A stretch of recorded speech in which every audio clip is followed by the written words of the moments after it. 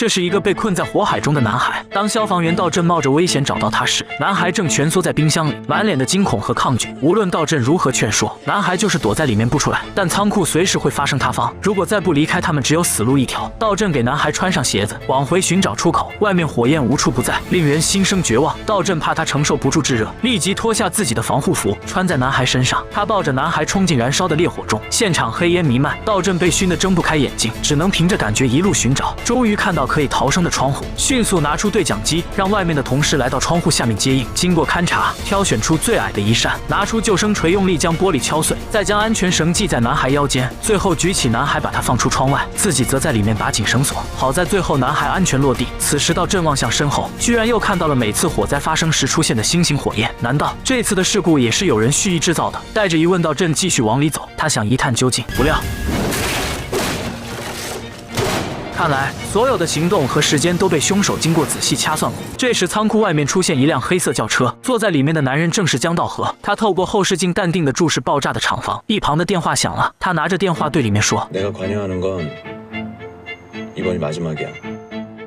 就在火灾发生之前，江道和在电话里约到镇见面。还来不及思考的到镇突然接到通知，麻中工业园区的仓库和无影地下小吃街同时失火，消防队被分成2路前往救援。到镇和同事负责材料仓库，队友大漂亮和其余人来到小吃街，但火势已经控制不住，烈火浓烟冲天而上。幸运的是，大部分人都安全逃离现场。大漂亮和队友继续搜寻，发现被困的受害人原来是外卖小哥，他没能及时逃跑，晕倒在地上。大漂亮上前救援，殊不知更大的爆炸点再次降临。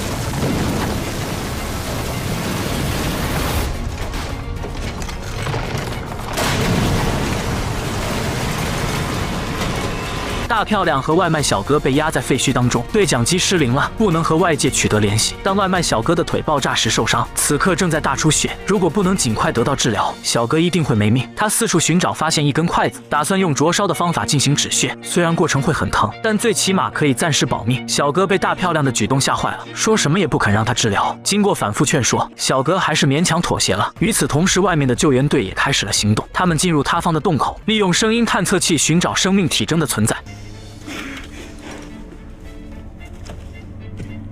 할게요.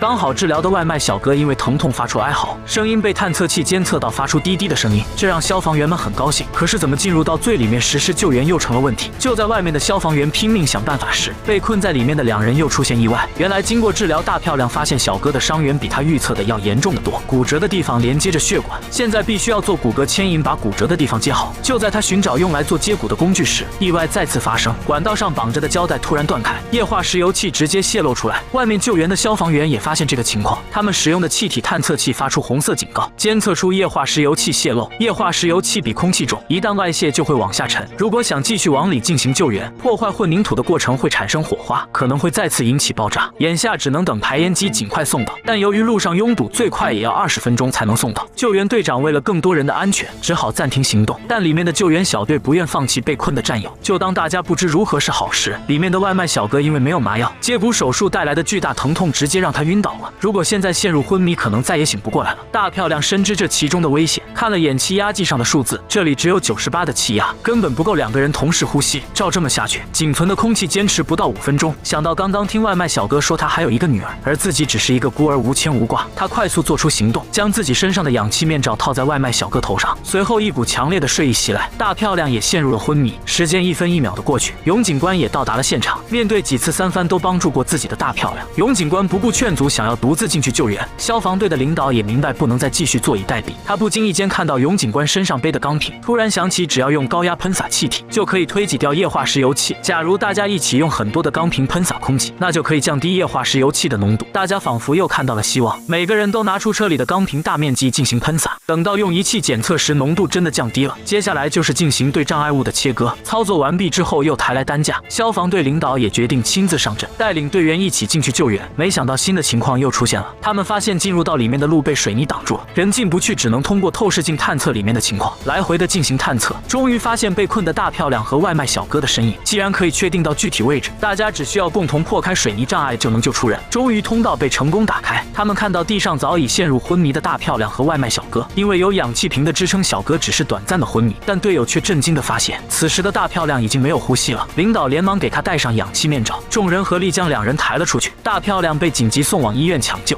然而事情还没结束，永警官又得知道镇那边处于失联状态，本快速赶到现场，就看到搜救队发现了一具没有穿防护服的尸体，正想确认死者身份，但这一刻他迟疑了。那么这个死者究竟是谁？